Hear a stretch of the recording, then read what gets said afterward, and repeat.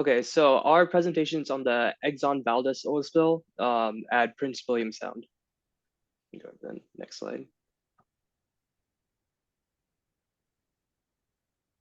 Okay, so this took place on March 24th, 1989, and it's the Exxon Valdez, an oil tanker. It was grounded in Prince William Sound, Alaska, and it spilled 11 million gallons of oil.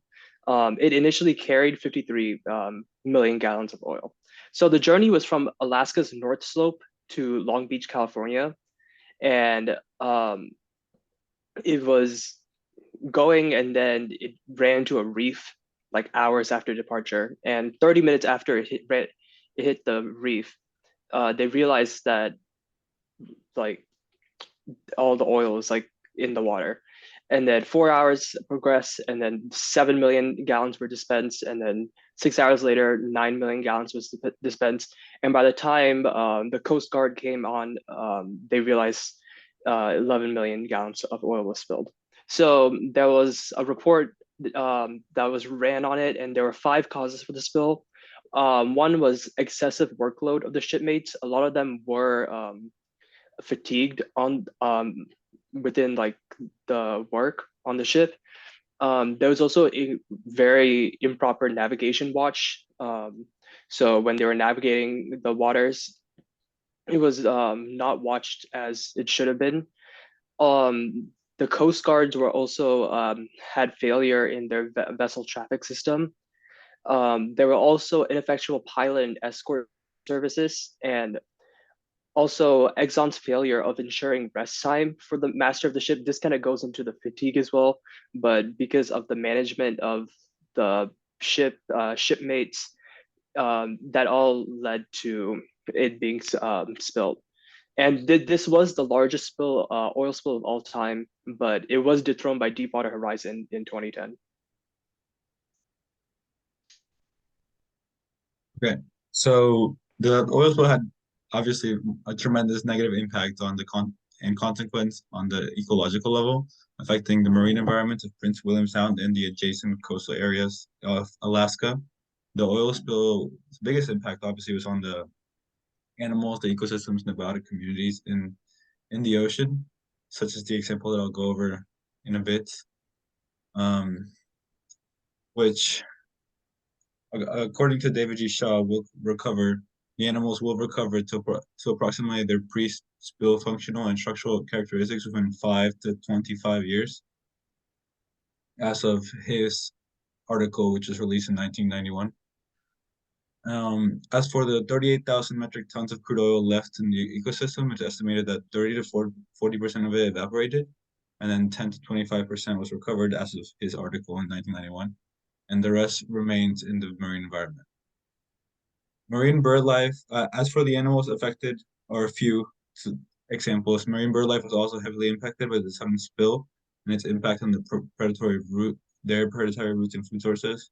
Analysis was done, and basically, there was a short impact, sorry, a short impact on the birds, like short-term impact, sorry. But for the most part, birds were able to migrate as they do in large and move over a regional scale. There was also a huge effect on sea otters, which are like a prominent species in this Prince William Sound. Around, according to research, around 3,898 sea otters died in this oil spill area, or went missing at least. Also, the large pink salmon, which is like a major commercial fish that is fished in this Alaska area. It's very important to the commercial fishing. Also, were very heavily damaged by the oil. The the marine fishery services say that oil increased incubation mortality of pink salmon, and those exposed to oil experience less growth, higher long-term mortality, and reduced reproductive success.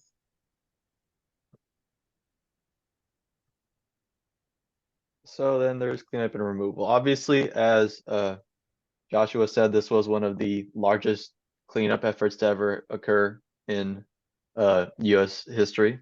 But obviously, after dethroned by Deepwater Horizon, that was technically out in the ocean. So technically in U.S. waters, this is still one of the biggest cleanup efforts in history. And there were many methods that were employed to clean up these waters. There were mechanical, physical, and bioremediation methods that were all used to clean up this spill. Some of the mechanical methods that were used included things like sorbent pads, kind of if you think of a sponge, that kind of thing. There was tilling and hoeing that went on the shorelines, as in they would get rakes and hose and till and kind of break up and disturb the oil on the shorelines so that they could more easily wash back into the water and be affected by remediation.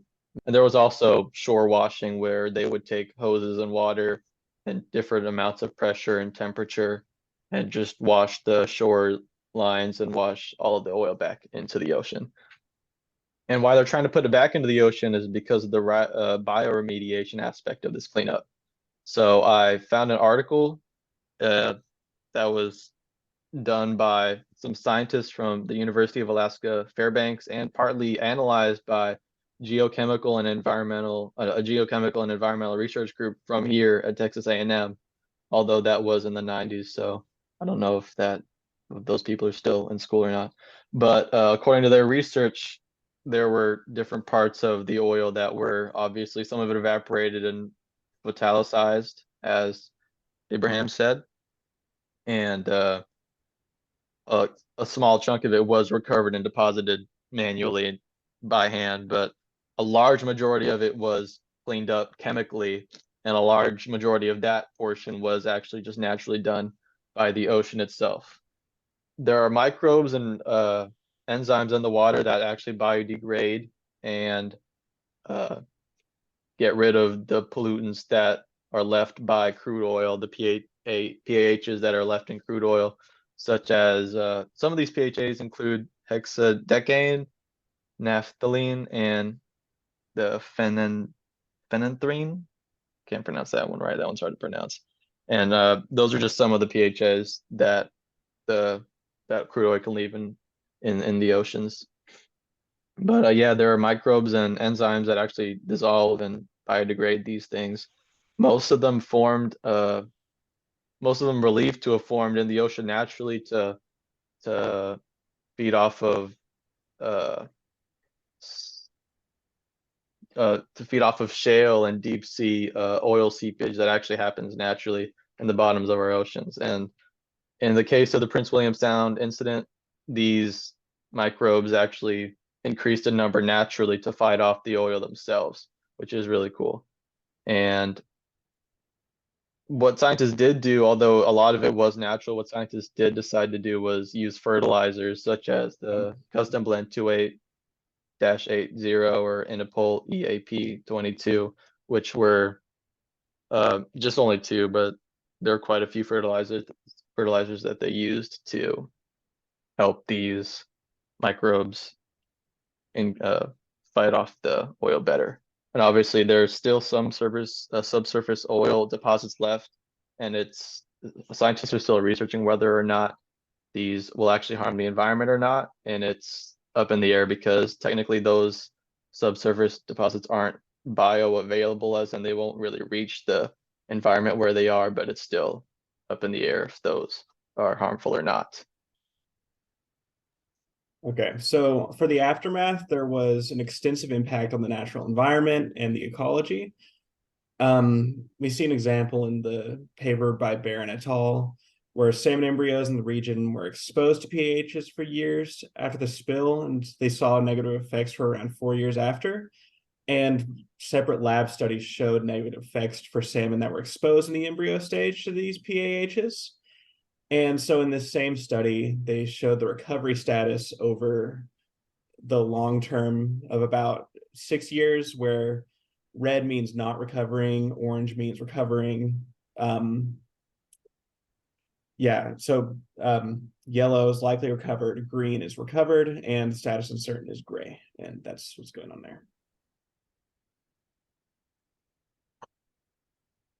And those are some of our references. And yeah, that's our presentation. Thank you for listening.